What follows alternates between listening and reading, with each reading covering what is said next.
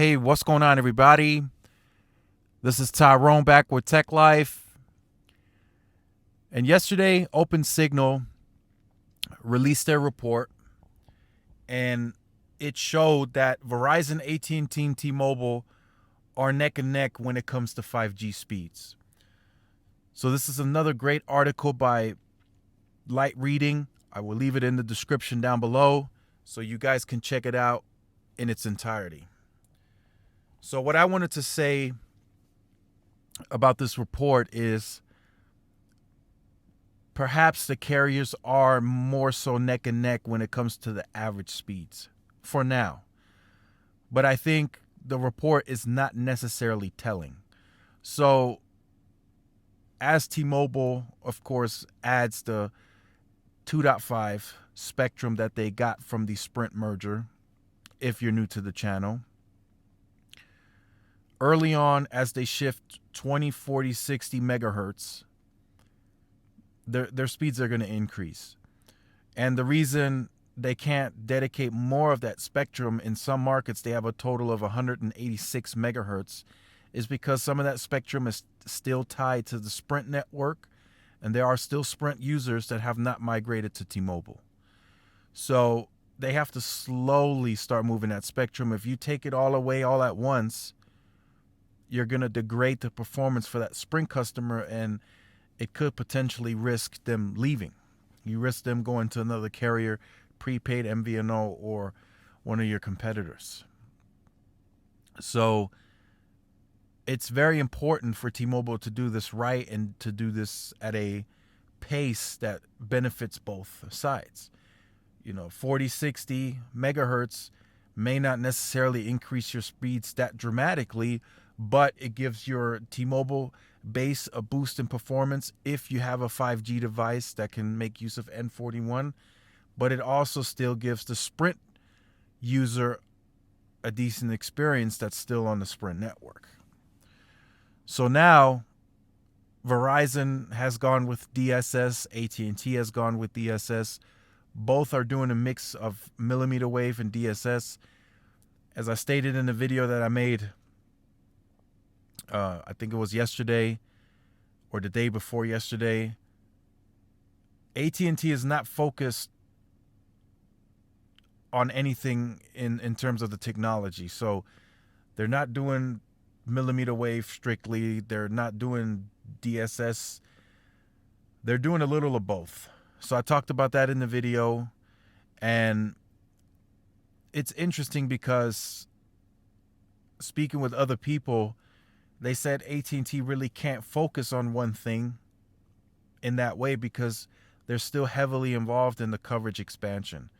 So what I got from that is AT&T still prioritizing coverage expansion in terms of money, which is fine because they have the FirstNet contract and they have to reach the milestones. So they're going to continue pushing that. As that materializes, the coverage expansion, once they get to the size they want to be at, then we're going to start shifting, that money's going to start shifting to more millimeter wave, potentially C-band, however much they get in the auction. So they'll be fine. The money's being spread out a little bit more. They're doing fiber too. So there's not one company that's really, really focusing on something that'll broadly expand quickly, except, T-Mobile's 2.5, you could say. It has some capacity and range. Verizon will get better and faster with millimeter wave, but that just takes a bit longer to expand it to see a higher average.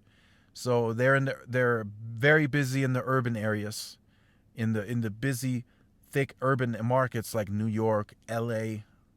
It's expanding rapidly there.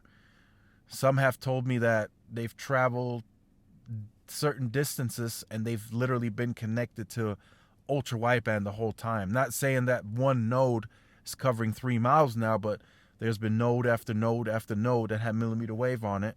So they've just been, it was a strong connection, and that's what they were connected to, pulling over a gig speed in that stretch. But then, of course, there's a large part of the city where you're going back down to the average 30, 40, 50 megabits per second speeds on DSS. So is this report really telling? Not yet, I don't think. I think we need to look at progress made over the next 6 months for all wireless carriers, AT&T included. Their millimeter wave footprint is going to get bigger and better too. It's not going to reach Verizon levels. It's not even anywhere close to that right now. Verizon said they would up their millimeter wave rollout 5 times. They did just that. AT&T is nowhere near that right now. I can confidently say that. They're more heavily involved in the coverage expansion. That's still a big thing, at least for the next 24 months. Their HSPA shutdown is happening in 2022, so they're heavily involved in that, especially because of the FirstNet contract. So millimeter wave and DSS are kind of simultaneously happening for them. You know, one is not getting more focused than the other, so they're doing a little bit of both in that regard. Verizon is more focused on millimeter wave, I could say that confidently, and then of course T-Mobile has shifted their focus towards mid-band, but also low band is incorporated with that rollout as well. So let me know what you think about this report. I will leave this article in the description down below. Just wanted to briefly discuss that. You know, are they necessarily neck and neck? It just depends. But I think this report's not very telling. We might have to wait 6-7 months from now to see what those reports look like. So if you have been on the channel or you're new to the channel and you have not yet liked, shared, subscribed, make sure you do so. Also hit the notification bell so you are notified when I do upload content. Also follow the social media outlets for more updates. I do post videos and interaction on Twitter. Pictures of the N41 for T-Mobile are going up on Instagram. Make sure you follow those. Thanks again for watching. This is Tyrone with Tech Life, and I'll see you guys in the next video. Peace.